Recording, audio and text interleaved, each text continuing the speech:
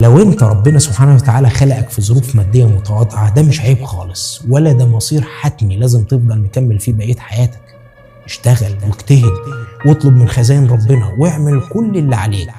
لو وصلت يبقى ده اللي في مصلحتك، ولو ما وصلتش يبقى برضه ده اللي في مصلحتك، وساعتها ارضى بأمر الله وارتاح. السلام عليكم. أول مشهد في فيلم أنا يا خالتي من المشاهد اللي بتضحكني قوي.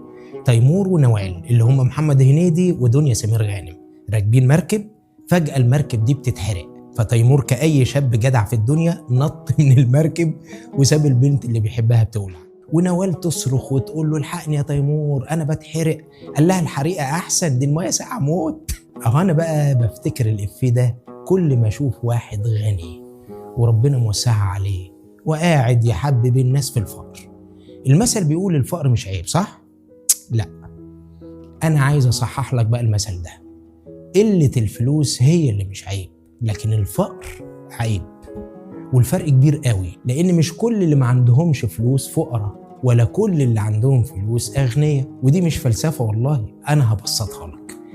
لو أنت عندك مليار جنيه في البنك، ربنا يدينا ويديكم يا رب، بس حضرتك لسه عينك على المليار التاني، جالك المليار التاني بقيت تبص على التالت، وفضلت هكذا في السباق اللي ما بيخلصش ده، عمال تجري ورا سراب عمرك ما هتوصل له. الفلوس بالنسبة لك بقت رقم بيزيد على عداد، لا بتستفيد بفلوسك ولا بتفيد بيها غيرك، ولا عندك أصلا وقت تصرفها، انت عايش بس عشان تجمعها.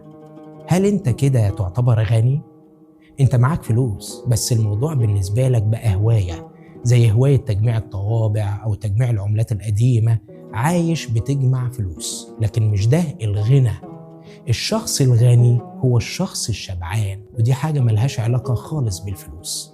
ومن نفس المنطلق في ناس ما عندهمش فلوس لكن أغنياء، بعزة نفوسهم، برضاهم، بطموحهم وتطلعهم إنهم يبقوا أحسن. لو مش هتساعد الناس دي علشان يبقوا زيك، سيبهم في حالهم، بلاش تحببهم في الفقر، لأنك كده بتسحب منهم الطموح، بتسحب منهم الأمل في الله، كأنك بتقول لهم هو ربنا خلقنا كده، ناس أغنياء وناس فقراء، وما ينفعش حد من هنا يروح هناك، ولا ينفع حد من هناك يروح هنا. محتاجين يا جماعة نفصل بين الزهد في الدنيا والزهد في الله، وبين الطمع في الدنيا والطمع في الله. الزهد في الدنيا جميل، حلو انك ما تبصش للي في ايد غيرك، وحلو انك ترضى بكل اللي ربنا يديهولك، وحلو انك تعمل لاخرتك طول الوقت. لكن الزهد في ربنا انك ما تطلبش منه حاجة، دي تزعل ربنا منك قوي. ربنا سبحانه وتعالى يحب اللي يطمع فيه. عارف ليه؟ عشان خزائن ربنا ما بتخلصش، وانت مهما اخدت منها مش هتاخد اكتر من اللي ممكن ياخده عصفور صغير نزل يشرب من نهر كبير قوي. مش هنقول كلمة الفقر دي عشان كلمة مش صح، لكن هنقول قلة الموارد. ده ممكن يكون قدر ناس كتير، وده شيء لا يعيبهم أبدا، لكن برضو ما ينفعش طول الوقت نحبب الناس دي في ظروفهم. مش بقول نحرضهم أو نزرع جواهم الحقد، لا، أنا بقول ناخد بإيديهم، نعترف بحقهم من مشروع في إنهم يحلموا بحياة أفضل، ولما يبقوا يجربوا وما تطلعش أفضل هم أحرار يا سيدي ساعتها. لكن ما نقعدش بقى احنا نقول لهم انتوا عايزين فلوس ليه؟ ده اصحاب الفلوس عندهم مشاكل. عايزين تاكلوا لحمه ليه؟ دي بتجيب نقرس. عايزين تركبوا عربيات ليه؟ ده مفيش احلى من دفى الاتوبيس وزحمته. من حق كل انسان يحلم انه يكون اغنى انسان في العالم، طالما هيسعى ويحقق ده من طرق مشروعه.